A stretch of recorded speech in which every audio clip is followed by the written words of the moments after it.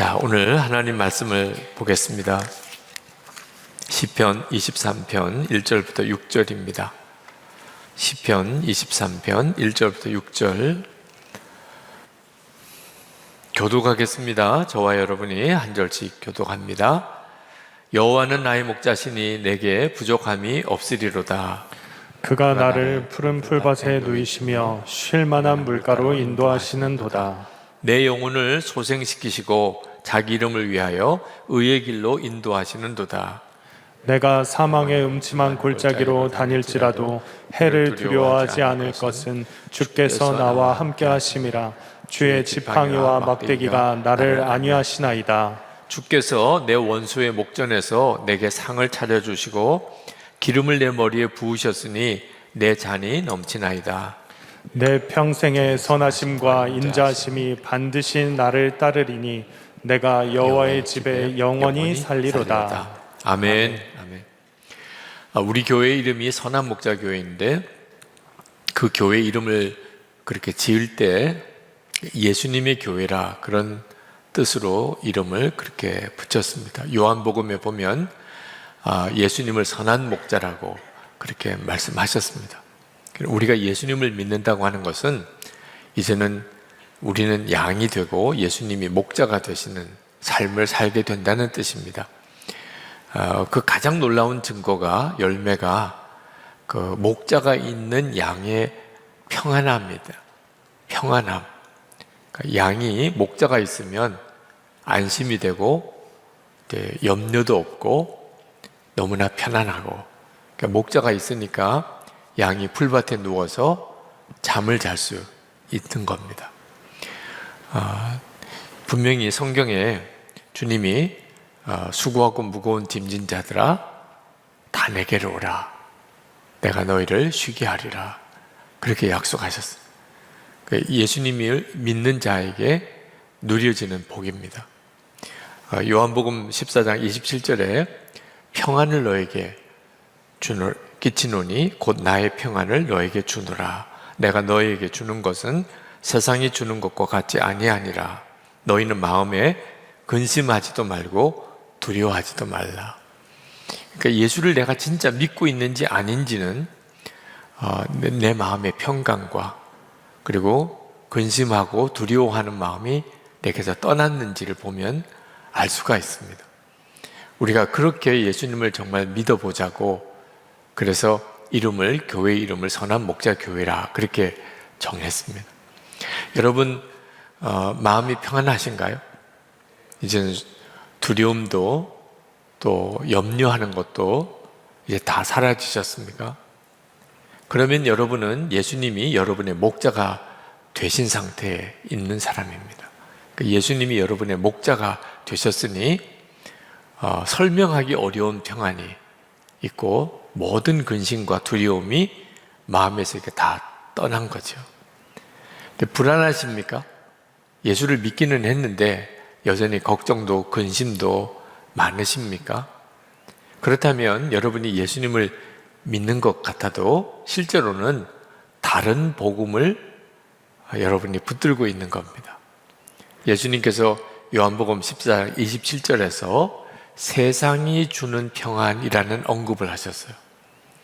그러니까 예수를 믿고도 세상이 주는 평안에 속아 살고 있는 그리스도인들이 많습니다. 이런 분들은 실제로는 마음이 계속 불안하고 염려가 있고 두려운 거예요. 오늘 이 시간에 그 점을 여러분이 잘 점검해야 합니다. 이 세상이 주는 평안은 마귀가 우리를 속이는 겁니다.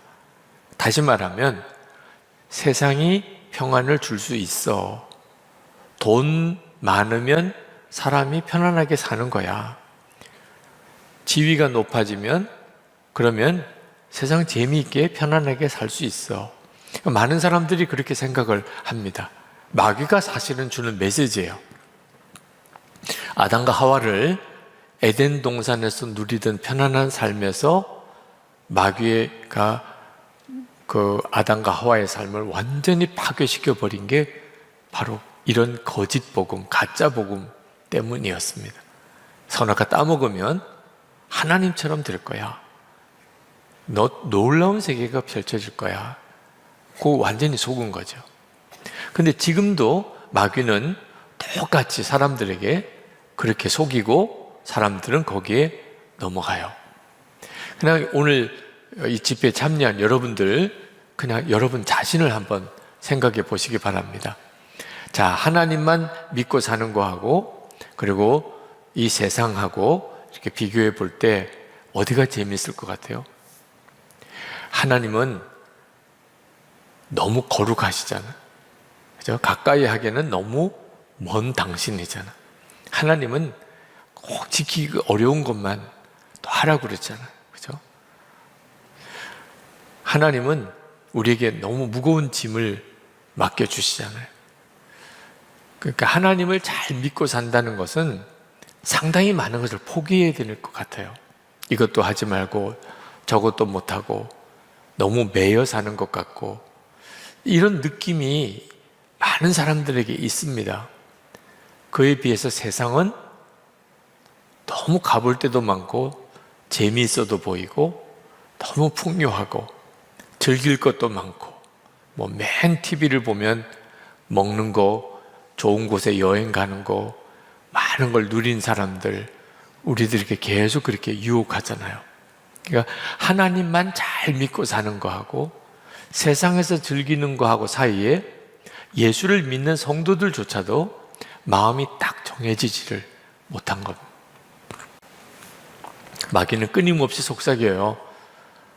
너가 하고 싶은 대로 한번 해봐. 본능에 충실해. 세상은 즐길 게 많아. 조금만 더 높아지면 누릴 게 많아. 조금만 더 가지면 더 정말 해보고 싶은 일이 얼마나 많아. 이렇게 우리를 유혹하는 거예요. 여러분, 한번 마음대로 살아보고 싶습니까? 그런 마음이 들어요. 그래서 그런 상상도 하고 뭐 그런 공상도 하고 그렇습니까? 그렇다면 여러분이 왜 평안을 누리지 못하는지 여러분 속에 이유가 있는 겁니다. 마음대로 살고 싶고, 그리고 세상이 나를 기쁘게 할 것 같고, 세상에서 잘 되면 그러면 누릴 게 많고, 그래서 부유해지고 높아지는 것이 부럽고, 그 사람에게는 진정한 평안이 없는 거예요. 예수를 믿고 있지만 여전히 염려가 되고 두렵고 근심하는 이유가 바로 거기에 있는 겁니다. 지쳤어. 나 아무것도 할 수 없어. 이런 생각이 불쑥불쑥 나오게 되죠. 나이가 들면 아무래도 지치는 것이 더 빨리 옵니다. 그죠? 나이 들면 기력도 쇠하죠. 또 일이 많으면, 또 어려운 일이 생기면, 그러면 정말 마음이 이렇게 무너질 때가 있죠. 근데 실제로 알고 보면 나이가 많아서나 형편이 어려워서 지치는 게 아니고 너무나 잘못된 판단을 계속 해왔기 때문에, 너무 잘못된 결정을 계속 해왔기 때문에 감당이 안 될 정도로 지금 눌려버리는 거예요. 우리가 살아오는 동안에 기도해야 될 때 기도 안 하고, 말씀 보아야 될 때 말씀 보지 않고, 하나님께 순종해야 될 때 순종 안 하고, 보지 말 거 보고, 하지 말아야 될 말 하고, 결정하지 말아야 될 것을 그때 그렇게 결정을 해버린 바람에 이런 일들이, 크고 작은 일들이 계속 쌓여와서 지금 우리에게 감당이 안 될 정도로 내 인생이 아주 무겁고 탈진한 상태에 빠지는 거예요. 한마디로 말하면 목자가 없이 살았던 겁니다. 예수님은 선한 목자라, 그 말은 모르는 바 없지만 실제로 내 삶에 예수님이 목자셨나? 양은 죽으라고 목자만 따라다닙니다. 그래야 살아나요. 나도 예수님을 그렇게 믿었나? 죽으라고 예수님만 따라가는, 주님 하자는 대로 그렇게 내가 살았나? 그렇게 살지 않았다면 교회도 다녔고 또 이렇게 성령 집회도 나오긴 했지만 양이 목자를 따라가듯이 그렇게 살지는 않았어요. 그렇다면 은근히 내 마음속에 목자이신 예수님보다도 내게 정말 행복을 줄 거라고 생각되는 어떤 것들을 은근히 기대하고 있었던 거예요. 그러니까 막 꼬여 들어간 겁니다. 삶 자체가 계속 꼬여 들어간 거예요. 그리고 그 결론이 지금 현재 상황이에요. 이런 사람을 예수님께서 목자 없는 양 같다, 이런 표현을 했습니다. 마태복음 9장 36절에 무리를 보시고 불쌍히 여기시니 이는 그들이 목자 없는 양과 같이 고생하며 기진함이라. 그러니까 사람들이 두 부류로 나뉘는데 예수님이 그 삶의 목자이신 사람이 있고 목자가 없는 양 같은 사람이 있는 거예요. 교회를 다닌다고 다 예수님이 목자신가? 그렇지는 않습니다. 교회는 나오지만 예수님이 목자가 아닌 삶을 살아가는 많은 그리스도인들이 있어요. 그래서 예수를 믿고도 세상 사람들과 비슷하게 염려, 근심, 두려움에 눌려 사는 겁니다. 힘들고 지치고 피곤하고 인생이 자꾸 꼬여 들어가는 거예요. 대만에 예수 동행 세미나를 갔다가 그 대만 성광신학원, 가오슝에 있는 성광신학원의 진길송 원장님, 그 신학교 학장님이시죠. 그분을 만나서 대화도 나누고, 한 번은 그분이 말씀을 전할 때 예수를 믿고 구원을 받고도 실제로 구원을 누리지 못하는 사람이 있을 수 있다. 그러면서 예를 들기를 12시 비행기 티켓을 구입을 했어요. 그래서 그 비행기를 탈 수 있게 된 거죠. 근데 11시 반에 배가 고파서 식당에 가서 밥을 먹고 있으면 12시 비행기 표는 가지고 있는데 비행기를 못 타는 거죠. 뭐 그 예를 들면서 실제로 하나님께서 때때로 우리에게 배가 고파서 밥을 먹고 싶은데 밥을 먹지 말라고 할 때가 있다. 이유는 그보다도 훨씬 더 중요한 것을 얻어야 되기 때문에. 그러니까 철저하게 주님께 온전히 순종하는 사람. 때때로 주님이 우리에게 어떤 때는 어쩌면 밥을 먹지 말라고 할 때가 있어요. 지금 밥 먹을 때가 아니라. 왜? 비행기 타러 지금 가야 될 시간이니까. 12시 비행기니까 일단 비행기를 타고 떠나야 너가 비행기를 탈 수 있는 거야. 우리가 다 내가 하고 싶은 대로, 먹고 싶은 대로 그렇게만 사는 기준을 가지고 있는 사람은 구원을 잃어버릴 수도 있다는 거예요. 더 중요한 것을 주시려고 덜 중요한 것을 거둬가실 때, 목자가 있는 삶을 사는 사람은 철저하게 자기 기준으로 살지 않고 온전히 목자를 따라 삽니다. 예수를 믿었으면 그게 복이라는 거예요. 우리에게 있어서 정말 진짜 복은 우리에게 예수님이 목자시라는 겁니다. 근데 예수님을 목자로 여기지 않고 살면, 그러면 예수 믿는 복을 온전히 누리지 못하는 거죠. 여러분, 험한 산을 오르거나 또는 광야를 지날 때 반드시 안내자가 필요합니다. 우리 인생은 험한 산을 오르는 거나 광야를 지나는 것보다 훨씬 어려운 길이에요. 그러니까 반드시 안내자가 필요합니다. 여러분은 여러분의 인생을 지금 매일매일 살아가고 있잖아요. 아침에 눈을 떠서 오늘 또 하루를 살고 또 한 주간을 살고, 여러분에게는 안내자가 있습니까? 아침에 눈을 떴을 때 오늘 어떻게 살아야 될지 여러분을 구체적으로 인도하는 안내자가 있나요?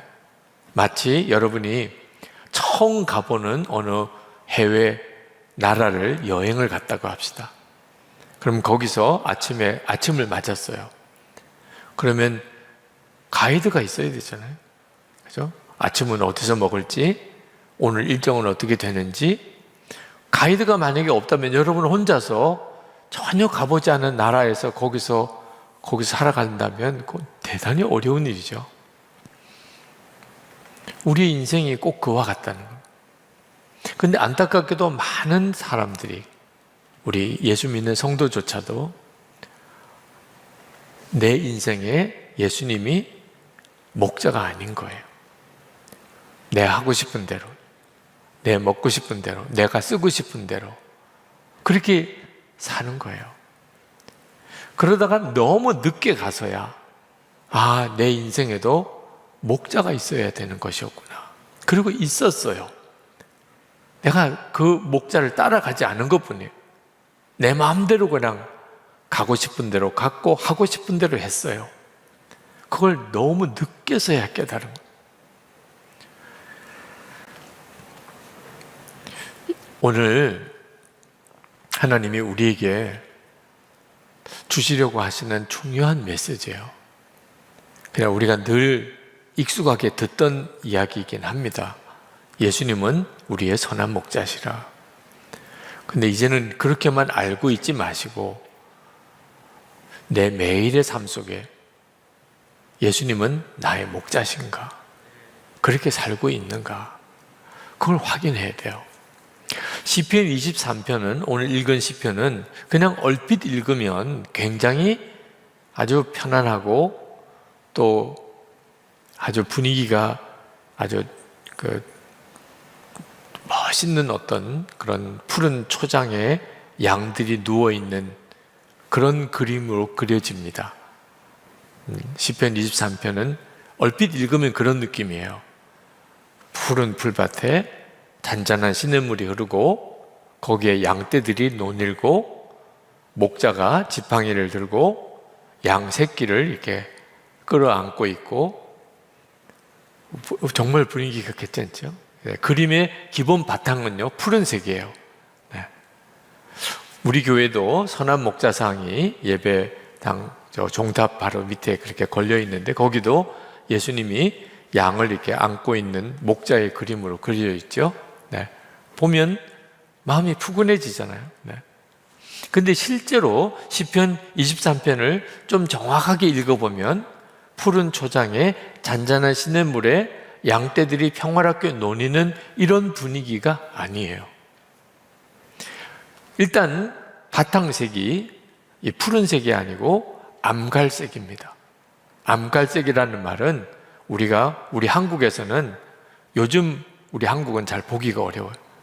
여러분 혹시 북한의 실상을 보여주는 영상을 보면 6.25 전쟁이 끝나고 우리 남한도 거의 그런 형편이에요. 민둥산, 그러니까 황토색 흙이 그냥 다 드러나는, 그게 암갈색입니다. 광야예요. 푸른 색깔은 군데군데 있는 거예요. 대부분은 그냥 흑색입니다. 흑. 시편 23편의 기본 바탕은요 사실 광야예요. 푸른 초장은 굉장히 일부만 있습니다. 잔잔한 물도 극히 일부만 있어요. 대부분은요 굉장히 험한 산 골짜기입니다. 사망의 음침한 골짜기라고 그랬는데 사실은 거의 대부분이 그래요. 성지순례 가보면 느낍니다. 여러분이 성지순례 가보면 그때 이 광야라는 게 어떤 느낌인가가 확 와요. 절대로 우리가 그림에서 보는 뉴질랜드라든지 스위스라든지 그런 데 푸른 초장이 쫙 깔려있는 그런 곳 영상으로 이렇게 보지요. 거기에도 양떼들이 있죠. 절대 그런 분위기 아닙니다. 완전히 사막이고 광야예요. 거기에 양떼들이 풀을 뜯어 먹으러 다녀야 되니까 그 산 골짜기를 목자를 따라서 오르락 내리락 해야 돼요. 그리고 겨우 풀이 있는 곳에 목자가 데려다 주면 거기서 풀을 뜯어 먹고 또 빨리 옮겨가야 됩니다. 계속 풀밭이 있는 데가 아니에요. 그리고 이리와 늑대들이 양을 잡아먹으려고 도초에서 출몰합니다. 그래서 목자가 막대기와 지팡이로 항상 양떼들을 보호해 줘야 돼요. 이런 분위기가 시편 23편의 분위기예요. 이 성경에 나오는 양떼들이 사는 곳, 광야입니다. 광야. 아브라함도 이삭도 야곱도 다 광야에서 양을 쳤어요. 모세도 미디안 광야에서 양을 치다가 하나님을 만났습니다. 다윗도 어릴 때 베들레헴 그 들판에서 양을 쳤는데 이 베들레헴 가보면 다 광야입니다.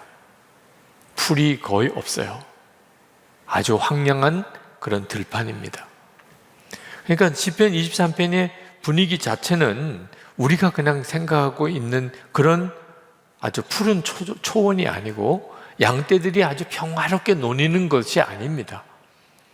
아주 위험하고 또 살아나기가 어려워서 목자가 반드시 양떼들을 지켜줘야만 되는 그런 형편이 이 시편 23편의 분위기예요. 근데 꼭 이런 데만 있는 건 아니에요. 아까도 이야기한 것처럼 뭐 뉴질랜드나 스위스나 이런 초장이 아주 넓은 곳에 거기에서 사는 양떼들은 무슨 사망의 음침한 골짜기를 다닐 필요가 없어요. 왜냐하면 초지가 너무 편편하게 계속 되니까 굳이 뭐 산골짜기를 돌아다닐 이유가 없습니다. 그리고 담을 우선 잘 쳐놨기 때문에 늑대나 이리가 올 수가 없어요. 거기에 사는 양떼들은 목자가 필요가 없어요. 그냥 계속 깔려있는 게 초원이고, 그리고 물은 계속 공급이 되고 있고, 양떼와 이리떼와 늑대는 없고, 그러니 정말 뭐 행복 그 자체일 것 같죠. 이 뉴질랜드나 스위스에 있는 이런 초지와 같은 이런 곳은 우리가 흔히 상상하는 가나안과도 같은 거예요. 시편 23편에 나오는 여기 양떼들은 광야에서 사는 것이고, 근데 차이가 있어요. 이 스위스나 뉴질랜드나 이런 곳에 있는 양떼들에게는 목자가 꼭 없어도 돼요. 물론 목자가 있기는 합니다. 근데 그 목자는 출퇴근하는 목자예요. 늘 같이 있지 않아요. 목자는 이따금 와서 그냥 점검만 합니다. 그리고 솔직히 목자가 오는 날 양떼들은 긴장을 해요. 좋은 게 아니고. 왜냐하면 끌려가서 털 깎거나 아니면 도살장으로 팔려가는 날이에요. 목자들은 와가지고 이제 양 잡아먹고 이제 털 깎고 그렇게 하느라고 있는 목자예요. 사실 그 모직 회사의 직원과도 같은 사람이죠. 이 시편 23편에 나오는 목자는 양떼를 위해서 자기 목숨도 버리는, 항상 양떼와 함께 있고 이리떼 늑대에서 양떼를 지켜주고 푸른 초장 맑은 시냇물가로 그 양떼들을 인도하고, 사망의 음침한 골짜기, 굉장히 험한 골짜기니까 사망의 음침한 골짜기, 발 삐끗하면 그냥 떨어져서 죽는 거예요. 그러니까 목자가 양들이 안전하게 그 골짜기를 지나갈 수 있도록 이끌어줘야만 되는 이런 분위기의 상황이 시편 23편이에요. 근데 모든 게 부족하고 다 위험하고 그렇게 어렵지만 목자만 한 분 있으면 양떼들은 편안해요. 풀 먹어야 되면 목자가 풀이 있는 곳에 데려다 주고, 혹시 물이 필요하면 물 있는 곳에 데려다 주고, 이리때 늑대가 오는 거 막아주고, 혹시 다치면 워낙 험한 지역이니까 다치기를 잘하죠. 그러면 목자가 기름 발라서 치료해주고. 그러니까 목자만 딱 붙들고 있으면, 옆에만 있으면 괜찮아요. 모든 걸 가진 것과도 같아요. 이 광야에서의 양들에게 있어서는. 그래서 다윗이 여호와는 나의 목자시니 내게 부족함이 없으리로다, 이렇게 고백을 한 겁니다. 뉴질랜드 양은 그런 고백을 안 해요. 필요가 없어요. 스위스의 양도 그런 것 같아요. 대관령 목장에도 그럴 것 같아요. 근데 광야에서의 양은 여호와는 나의 목자시니 내게 부족함이 없으리로다, 이런 고백이 저절로 나오는 양들입니다. 그러니까 목자가 절대적으로 필요한 거예요. 지금 여러분들의 삶이 이 광야를 지나는 양들과 같은 심정이신 분들이 있으실 거예요. 지금 너무 힘들어요. 위험이 너무 많아요.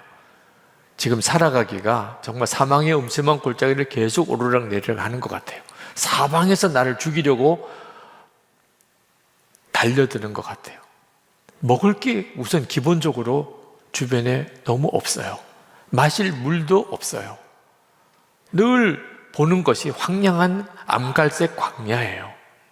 지금 여러분의 사는 형편이 그런 형편이신 분들 있을 거예요.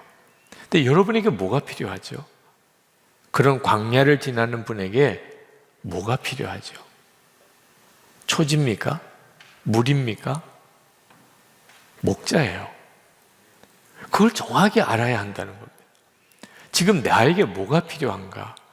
목자가 필요한 거예요. 그 목자 안에 푸른 초장, 잔잔한 시냇물, 이리떼와 늑대로부터의 보호함, 죽음의 골짜기를 안전하게 지나갈 수 있는 모든 방안이 다 그 목자에게 있는 거예요. 이 광야를 지나다 보면 빨리 가나안에 들어가고자 하는 간절함이 생기게 됩니다. 하나님, 언제까지 이렇게 살아야 돼요?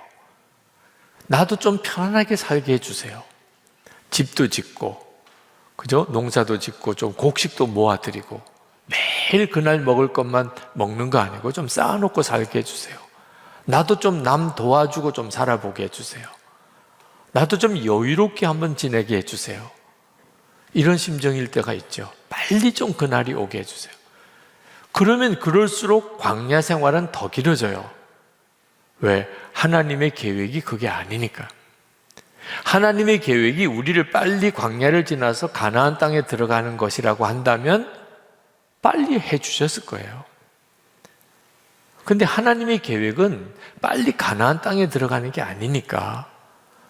그러니까 우리가 빨리 깨달아 알아야 돼요. 하나님이 원하시는 것은 우리가 죽어라고 목자이신 예수님만 의지하여 살게 되는 겁니다. 그게 가나안에 들어가서도 결정적으로 중요하기 때문에. 그래도 광야는 어쩔 수 없는 상황이니까 목자만 따라가게 됩니다. 기도하는 자리에 나가게 되고, 때때로는 금식도 하게 되고, 말씀도 귀 기울여 듣게 되고 너무 힘드니까. 그러니까 상담도 하러 가게 되고, 목사님이나 전도사님이나 나보다도 믿음이 좋은 사람들 찾아가서 기도 부탁도 하게, 워낙 힘드니까. 그러니까 광야에 있으니까, 그러니까 그나마도 믿음도 지키고 기도도 하게 되고 말씀도 보게 되고 그런 거예요. 그러니까 하나님의 계획은 광야에 있는 동안에 우리에게 하나님이 원하시는 것은 철저하게 하여튼 죽어라 목자이신 예수님만 붙들고 사는 겁니다. 전에는 뭐 힘들고 어려운 문제만 주님께 의탁했는데 이제는 깨달아졌어요. 이제는 내 삶의 모든 것에 이제는 주님이 이끄시는 대로 살아야 되겠구나. 그래서 뭐 아침에 눈을 뜨면 주여, 그거 주님부터 부르고, 그리고 밥을 먹어도 주님이 함께 계신다고 믿고, 누구를 만나도 주님 함께 계시다고 의식하고, 말 한마디를 해도 주님 앞에서 하는 말을 하고, 이제 이렇게 사는 것이 광야 생활의 하나님의 목적이에요.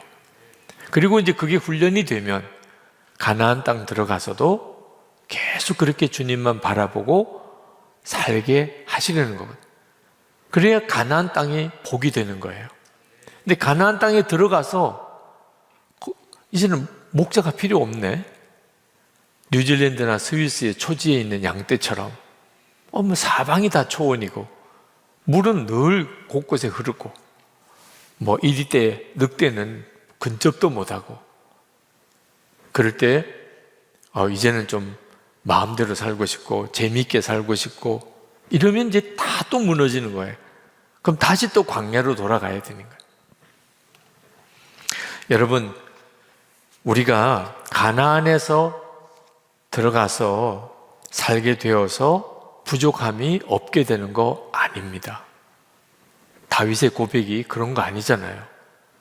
내가 가나안에 들어갔기에 이제는 부족함이 없으리로다, 이렇게 말 안 했잖아요. 여호와가 나의 목자시니 내게 부족함이 없으리로다.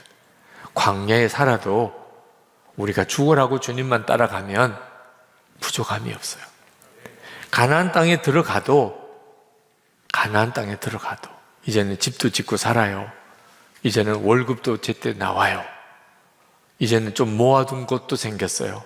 이제는 뭐 여건만 되면 해외여행도 갔다 올 수도 있어요.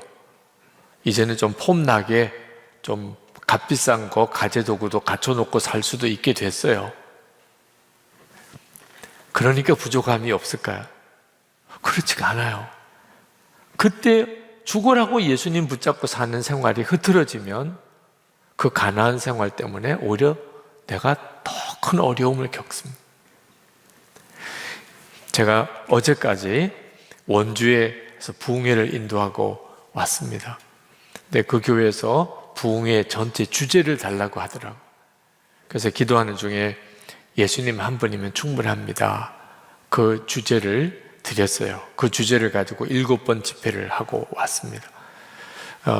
교회에서 정해놓은 호텔에 이제 처음 들어갔더니 거기에 뭐 화환이랑 또는 또 다과랑 이렇게 준비를 해 놓으셨더라고요. 근데 거기에 편지가 있어요. 그래서 편지를 읽어보니까 거기에 이렇게 썼더라고요. 예수님 한 분이면 충분합니다. 부흥의 주제를 보는 순간 이유를 알 수 없는 눈물이 왈칵 났습니다. 그래, 저것이었는데 마치 먼 길을 다니며 고생하다가 고향에 돌아온 듯한 느낌이었습니다. 목사님, 은혜 받을 것을 기대합니다. 그렇게 썼더라고요. 예수님 한 분이면 충분합니다. 그게 예수님이 나의 목자이시라고 하는 믿음의 고백이에요. 근데 여러분, 예수님 한 분이면 충분합니까? 그렇다면 예수님이 여러분의 목자세요. 근데 예수님 한 분이면 충분하다는 말이 나에게 왠지 어색해요. 실제로 그렇게 살고 있지를 않으니까. 그렇다면 방황하고 있는 거예요. 예수님을 믿어도 예수님은 목자가 아니신 거예요. 여러분, 우리가 지치고 피곤할 때가 많은 것은 사실은 주님의 인도를 매번 받고 살지 못하기 때문입니다.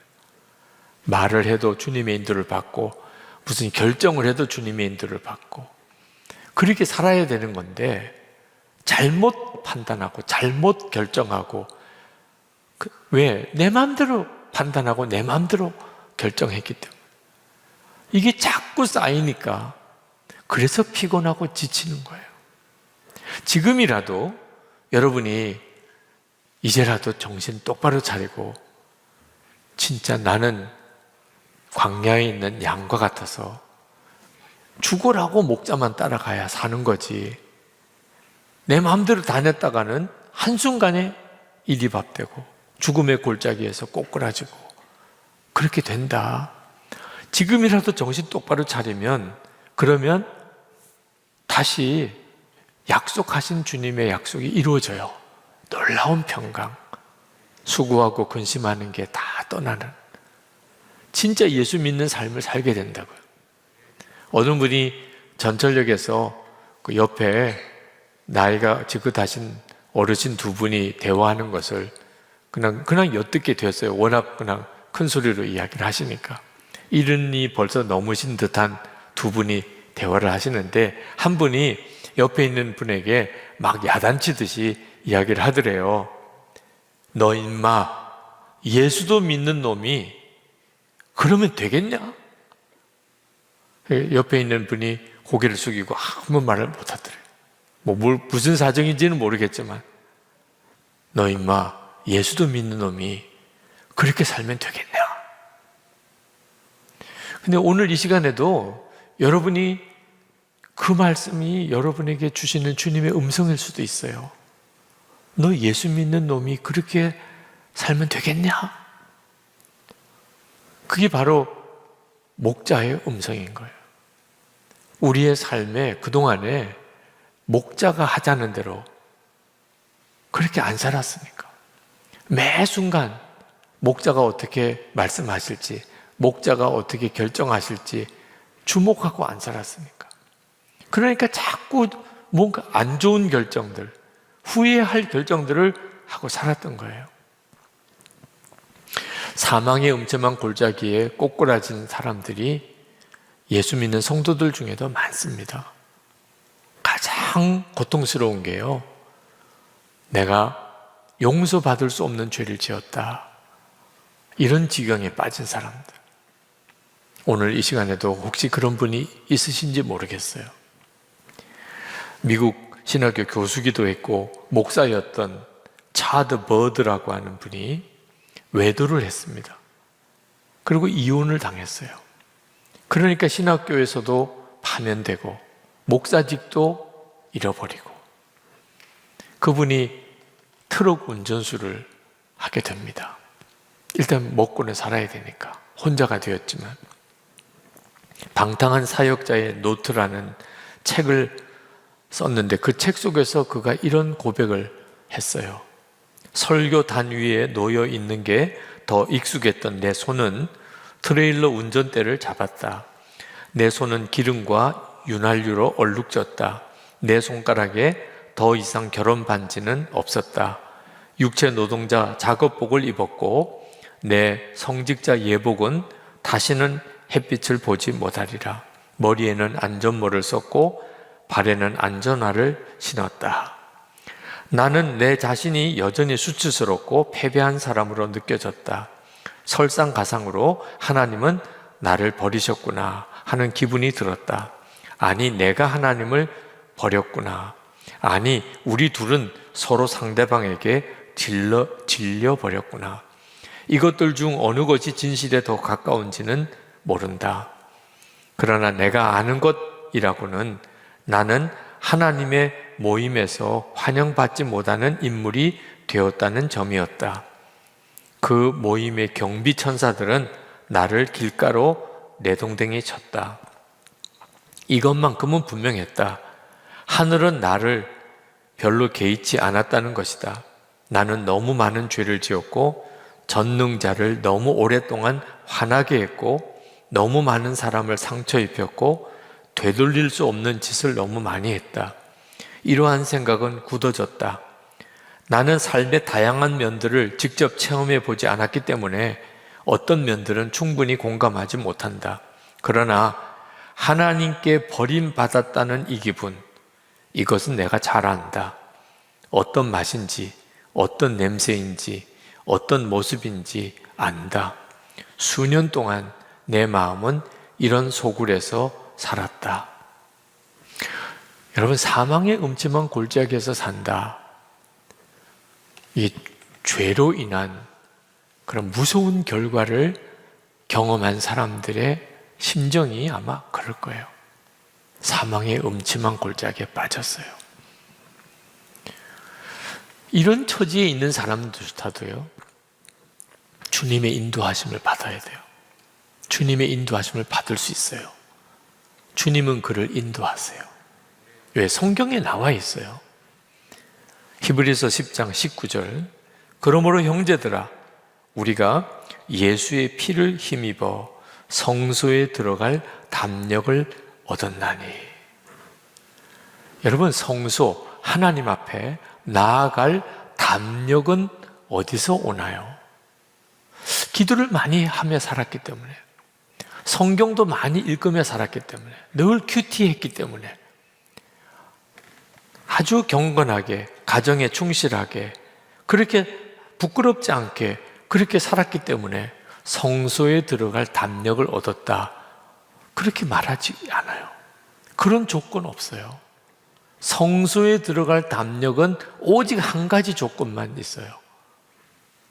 예수님의 피를 힘입어, 우리가 예수의 피를 힘입어 성소에 들어갈 담력을 얻었다.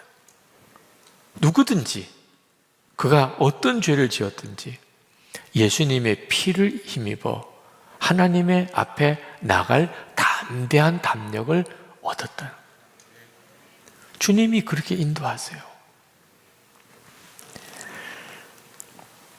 우리가 살아가는 동안 하나님이 나 사랑하실 리 없어. 하나님이 나 받아주실 리 없어. 하나님 나에게 복을 주실 리가 없어. 그렇게 스스로 느껴질 때가 있습니다. 진짜 사망의 음침한 골짜기를 다니는 거예요. 그래도 해 받을 걸 두려워하지 않는 것은 주께서 나와 함께 하심이라. 한 가지만 확인하면 돼요. 예수님이 우리의 죄를 사하시려고 십자가에서 피 흘려 주셨음을 믿는가? 믿으시나요? 나를 죄에서 건지시려고 예수님이 십자가에서 대신 피 흘려 죽으셨다. 그걸 믿는가? 믿고 있어요. 그러면 그는 주님이 이끄시고 있는 사람이에요. 사망의 음침한 골짜기에서 얼마든지 그를 이끌어내세요. 진작 그 주님을 붙잡고 살지 못한 게 안타까울 뿐이죠. 그러나 지금이라도 주님을 붙잡으면 건짐을 받아요. 우리가 겪게 되는 이 사망의 음침한 골짜기 중에 하나가 사람으로 인한 고통입니다. 사람으로 인한. 그게 참 어려워요. 지긋지긋하게 정말 나를 힘들게 하는 사람, 부담되게 하는 사람, 밤에 잠을 못 자게 하는 사람, 밥을 먹어도 이게 소화가 안 되게 만드는 사람, 이런 사람들과 함께 있는 것 진짜 고통이죠. 그 정말 사망의 음침한 골짜기를 다니는 것 같아요. 이때도 우리가 주님의 인도함을, 목자의 인도함을 받아야 삽니다. 목자는 인도하세요. 1569년입니다. 네덜란드의 어느 추운 겨울날에 제 세례를 받은 까닭에 종교적인 박해를 받았던 더크 윌렘스라고 하는 사람이 있었어요. 그분이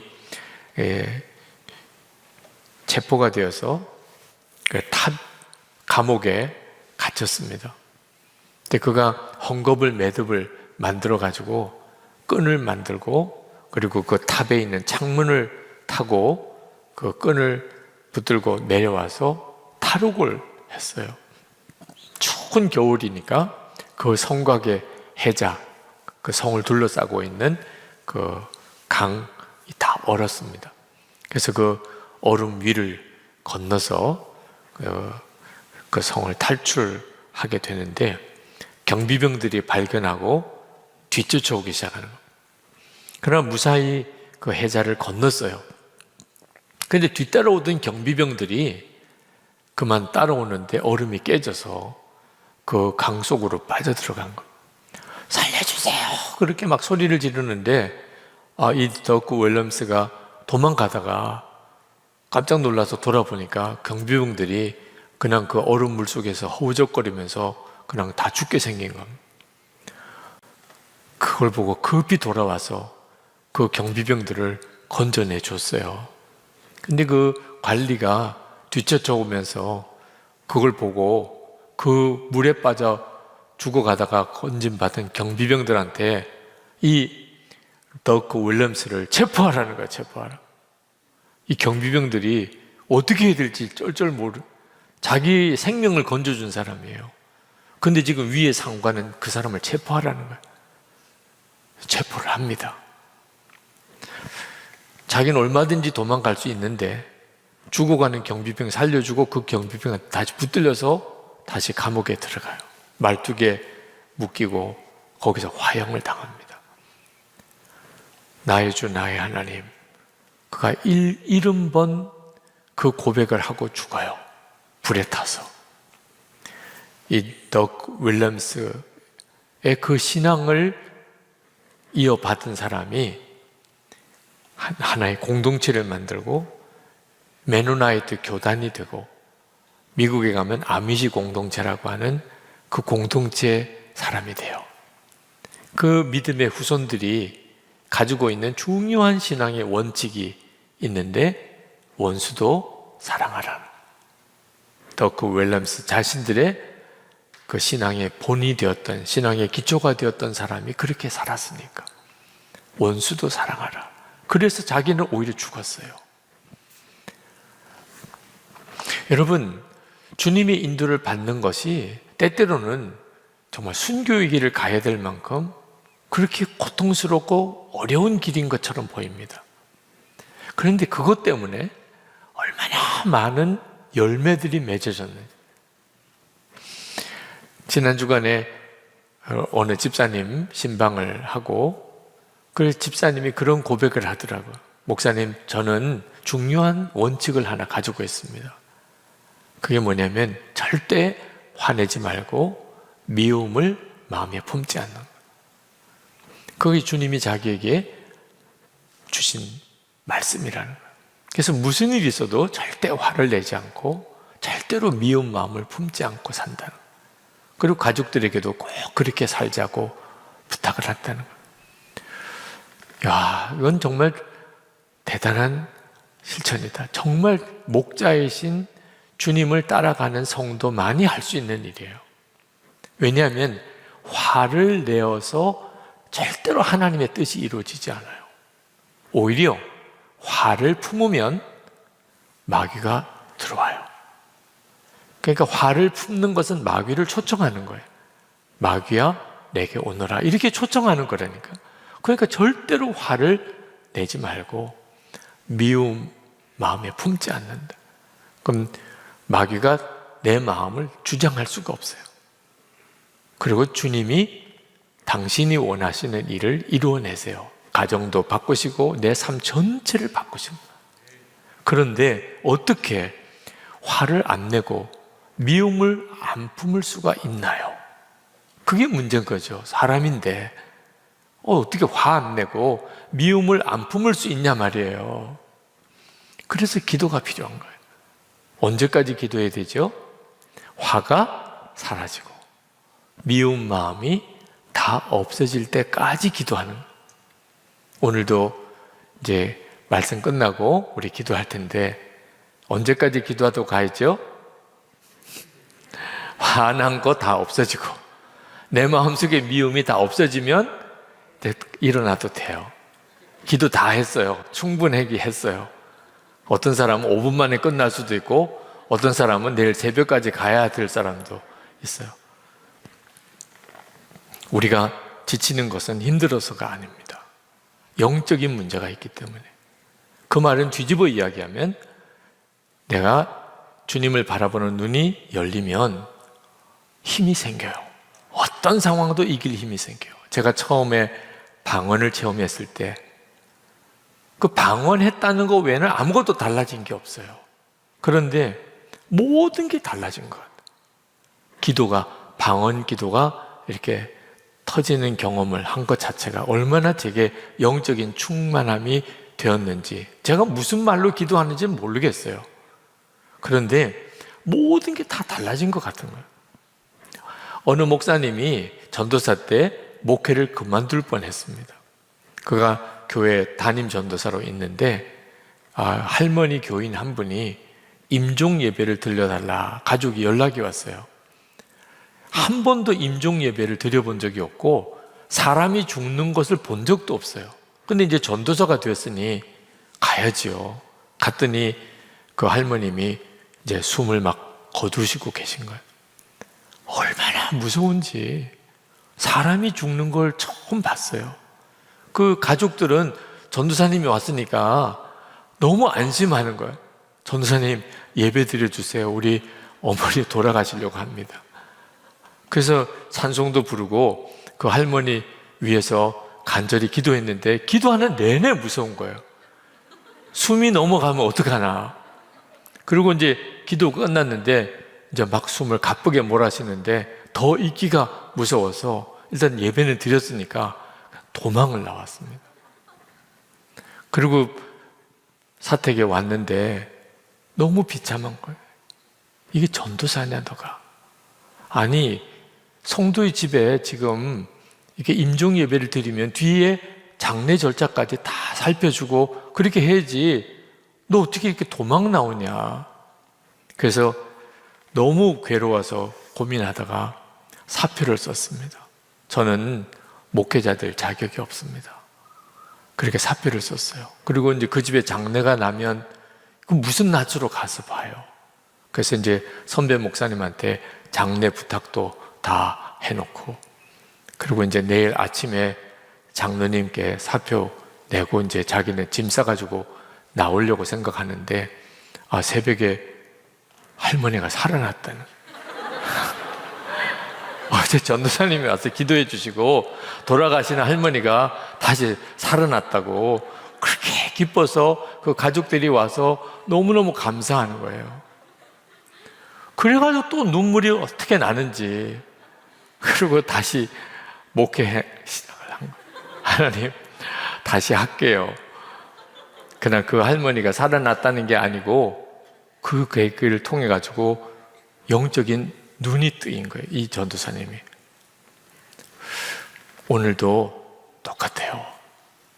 우리가 주의 말씀을 듣고 주님이 함께 계심이 믿어지고 주님만 믿으면 되는 거구나. 광야길이 문제가 아니구나.